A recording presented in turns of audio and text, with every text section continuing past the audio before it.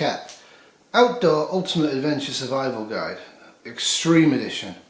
You're out there in the wilds of Canada and you get attacked by a grizzly bear. Actually, you get attacked by 3 grizzly bears because they're coming in packs now. You fight them off with your Bear Grylls pocket knife, and then you assess yourself and you find you have an injury. Much like my old tripod, the inside of your arm or your leg is a little broken.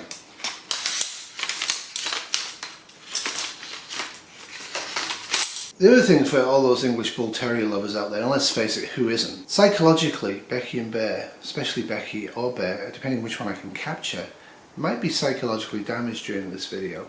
So if they are, I apologise. Oh no, oh no. Becky's had an injury. I got my triangular bandage. Again, open up gear, know what it is before you use it, okay? So this is a triangular bandage, it's just a triangle. A square one's much better to make yourself. Anyway, let's treat Becky.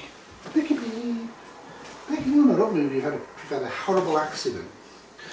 Wait, don't run it off. Wait. Make sure you've secured your victim.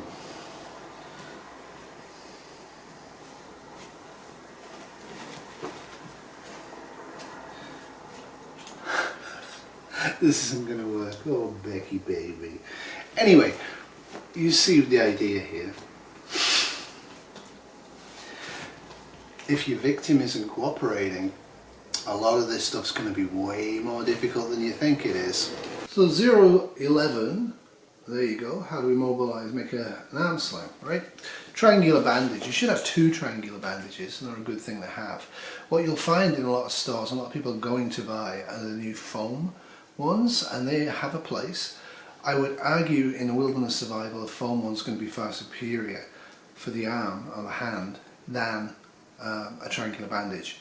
However, if you have to reuse it, those foam bandages, if they get dirt and blood and pus into them, aren't easy to clean. Whereas a good old bandana folded to make a triangular bandage, or an actual triangular bandage, is going to be a lot easier to clean and reuse.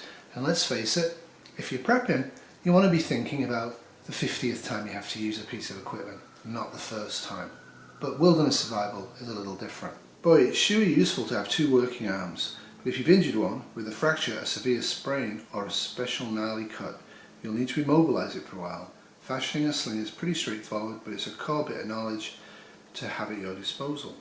In particular, use this method if you're out in the wild and away from medical care. Yes and no. If you're in your house and your child actually falls over and breaks their shoulder or breaks their arm, if you can actually put them, immobilise the arm prior to transport to the emergency department, you'll make them a lot more comfortable. So this is a skill I think all parents should have, definitely all preppers should have, and definitely anybody who wants to go in the wilds, however safe the wilds appear to be, should also have. Everybody in the group. Now they immediately decide to confuse the Americans here. They say start with a square piece of cloth that's 1 metre by 1 metre square. That's a great advice. The bigger the thing, the better. Bandanas will work, but get a big bandana. One of the things you want to be thinking about is a yard, right? It has to be this big, okay? Minimum. So you turn that and you make it into a triangle by folding it in the middle, but the 2 corners that are opposite each other, you can use the top and the bottom or the left and right, doesn't matter, because it's square, right? That's basic geometry. So okay, then you slip the injured arm into the fold and bring both ends up around the neck, slanting the forearm slightly. So they're saying do this, okay? So you'll see a lot of pictures online with people doing this. Now this is a specific type of doing this. This is because you want to really immobilize this part of the arm, okay? The reason you've done it in this direction and not this direction is when you have a break or even a sprain, especially with a break, you'll get a lot of fluid coming in, and the idea is that gravity will allow it to drain. So most of the time, if it's here, you're going to immobilize this way. You want this to be pulled into the trunk of the body and firm. But if the fracture's here, it doesn't really matter too much about this. Loosely is fine. This has to be immobilized and elevation is good. So step 3 is tie a knot and allow it to sit, and gravity will help reduce the break. That's what they're claiming. It's not going to do that at all, and the knot has to be a reef knot, left over right, right over left, or right over left, left over right. It has to be a flat knot, okay? The other thing with any immobilization device you're going to use in the field, including the arm sling, the triangular bandage, is that after about 30 minutes to an hour after you've initially put it on, you actually want to take the whole thing off, stop, think, take it all off, have a really good look at what's going on, make an assessment of capillary refill and pulses and whether they can feel, because you want to know if your actual sling is causing nerve compression or vascular decompression. It doesn't take long with no blood flow into a limb before the limb has to be hacked off.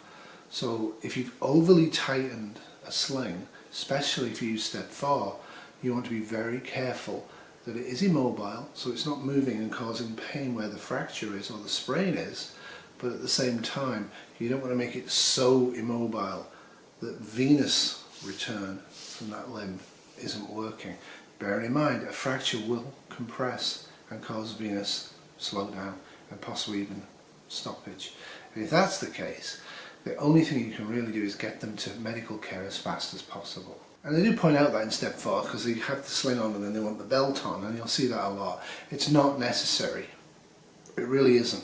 If you're in a car, it is. If you're walking slowly or sitting quietly, you don't need to compress that way. It's a useful idea, and as they say, don't tighten that too tightly. It's just to gently keep it immobile. It's not to keep it tight, because you will lose circulation and that'll kill you.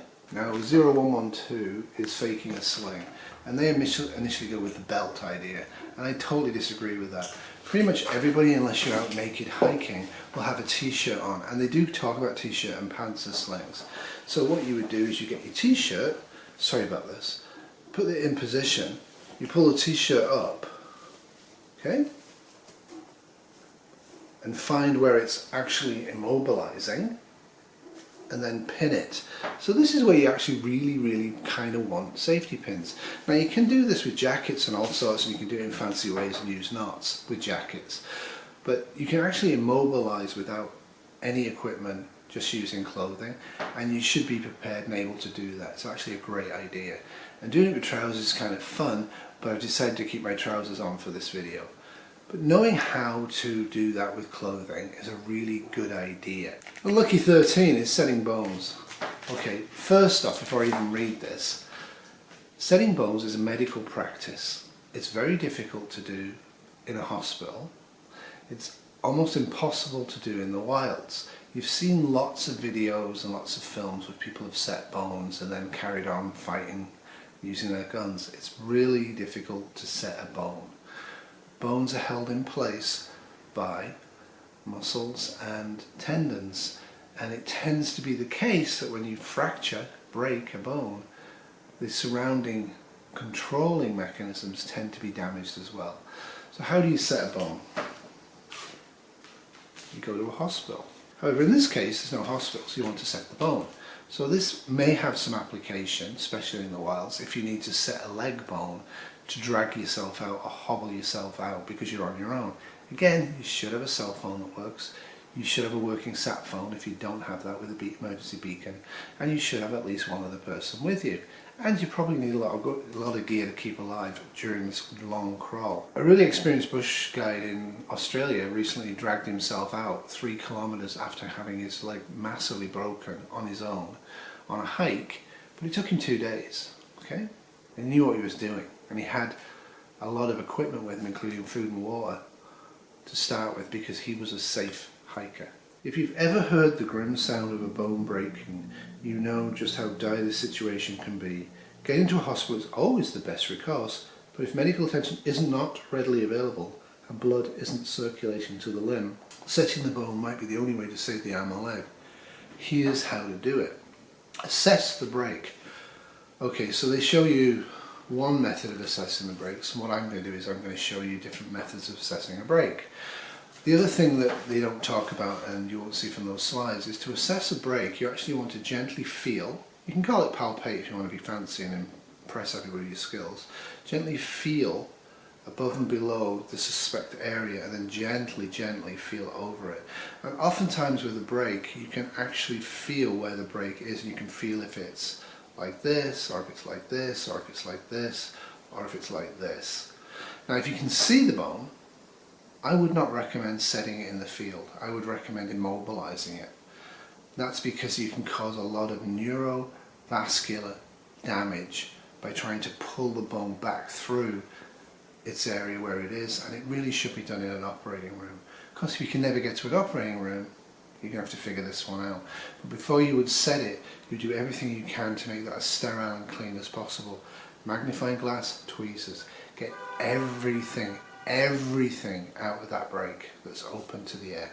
And that's what they agree with, and they don't talk about cleaning it, but they do say if you can see it, don't try to set it.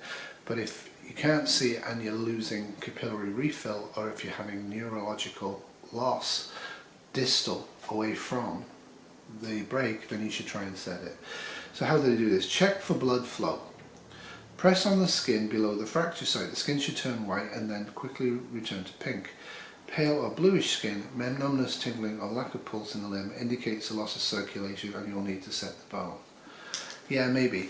I will show how to do that. It's kind of a boring video, but it's actually really an important skill. It's an important skill for a whole bunch of reasons, and it's one of the basic nursing assessment skills is to assess capillary refill. Put it in place. To reduce swelling, pain and damage to tissues caused by lack of circulation, realign the limb into a normal resting position by pulling in the opposite direction on both sides of the break. Now that sounds quite straightforward.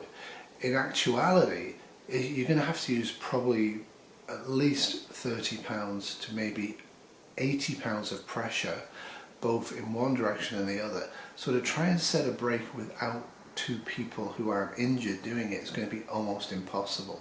And a lot of times in the field, when you set the break, it's just going to go straight back to the bad position.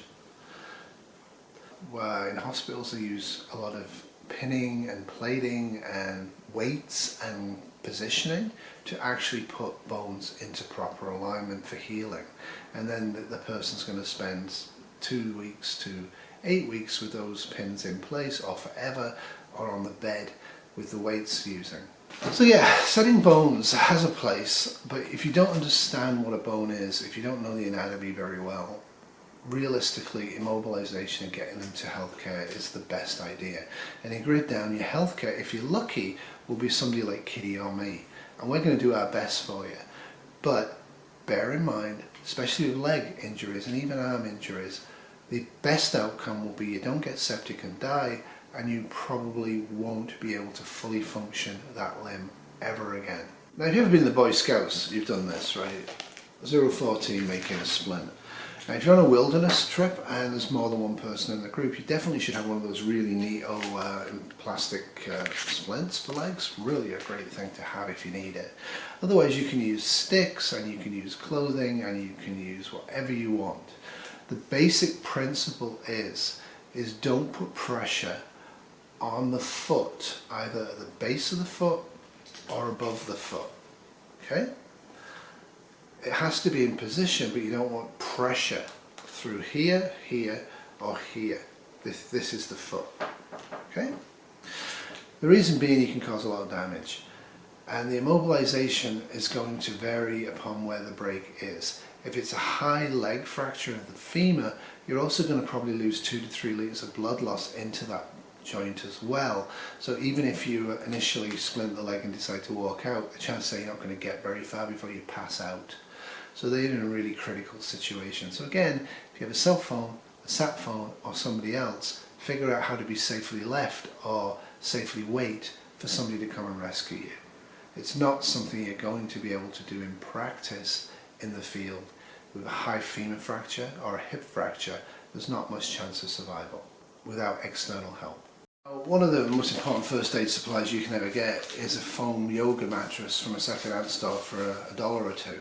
These things are great, and I've shown this before. They're not very flexible. You can get very thick ones which are better for this, but even a cheap one. If I have a fracture or a sprain on the hand, I fold this over like this and I put this on. I'm achieving reasonable stability, okay, without causing any pressure points.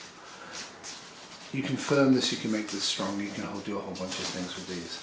You can actually, with big ones of these, actually create slings, and you can do all sorts of things. This is a good and cheap tool to get. As I said, have a triangular bandage, but you should have two, and you should have the safety pins, because you might need them in certain circumstances. But if you have none of that stuff, make sure you've got an ace or a tensor bandage. These really can immobilize very well. If you know how to put these on, and if you do it above and below the fracture or above and below the joint that's injured. So in 0014, the first thing they tell you to do is the most important thing for any of these injuries, is to actually look and assess it. And if you see bleeding, use direct pressure if you can. You might not be able to with an open fracture, or using pressure points above and below the injury to actually stop or reduce the blood flow before you do anything else. Once you've done that, you want to check to see if you have a pulse below the injury. Do they have pulses? Now, if there's not a lot of shock, or if it's very cold, you're probably not going to be able to find the pulse. So you also want to check capillary refill and also nerve damage, because they will be later signs than loss of a pulse, but they're actually more accurate for most people, I would argue, who aren't skilled in the field. Okay, so if it's pale, circulation may be compromised. Yeah, no sweat. But remember, if it's an arm or a leg, look at the other arm and leg. If they're exactly the same colour and temperature, okay, it's probably shock to the body. If one leg is noticeably cooler and colder and paler than the other leg, it's probably due to circulation impacts from the fracture. Okay, slide the unfolded splint material underneath the limb and pad it for comfort and stability. So don't forget, if you've got a sleeping bag, this might be the time to actually chop the sleeping bag up to put some pressure relieving device underneath any splints you're using, including arm. Remember, the back of the neck with a lot of, if it's very unstable and it's just dead weight here, the arm's going to cause a lot of pressure back here. It's also going to rub a little bit. So you might want to put in a little pad. Your second triangular bandage will work nicely for that, or anything to get a little bit of padding, and the same goes for legs. So fold the splint around the leg, securing with elastic, gauze or other material. The splint should be just tight enough to prevent the bone from shifting, which means you don't want the joint to be moving at all, but not tight, so there is blood flow in through the area. If the break involves a joint, secure the splint both above and below it for extra stability. So wherever the fracture is, I would argue, if it's a break, a fracture, what you want to do is actually secure. See, the fracture's here. I don't want to secure this. I actually want to secure to here and to here. The reason being, any movement here is going to cause this to move and cause incredible pain. And that's the other thing with pain relief. If you are in the field and you're able to, and they're fully conscious and they're able to swallow, I would give them some Tylenol or Advil, and I'd probably give them every hour. What I wouldn't give them in the field for this type of an injury is aspirin. Aspirin can thin the blood and make them more likely to bleed, both externally, which you might notice, but also internally. Any fracture will bleed into the space around it, which is why this book doesn't tell you this, but within 30 minutes to an hour of applying initially, take the whole thing down, including the leg splint, and have a reassessment of it and then reapply it. You don't want to lose an arm or leg because you overly immobilized the thing in the field. Well, I hope you enjoyed that. Remember, be safe out there. This was a pretty okay section for this book. I enjoyed it. I feel that I like the advice in this. Now, what are we going to do next time? Well, next time we're going to save a life with CPR, and we're going to perform the Heimlich maneuver, and we're also possibly going to identify and treat burns. Now, I think I might do burns as a partial section next time, and then a big section later on, because burns is actually one of the most common injuries that will kill you in the absence of medical care. And let's face it, a lot of people out there are making little candles and little stoves and stuff like that. Fire's going to happen, burns are going to happen. Okay? So that's it for me. Remember, in SHTF, if you don't prepare, tomorrow will always be worse than today. And part of prepping is to get older books like this and read them before you need them, and to have a good mental think about whether the information is applicable to you or not, and to then apply it if you need to in the wild. But the last thing you want to do is grab a book like this, having never really looked at it, and then try and treat things exactly as this book says. Because honestly, no book, including really good books, is going to fit every circumstance. Toodles.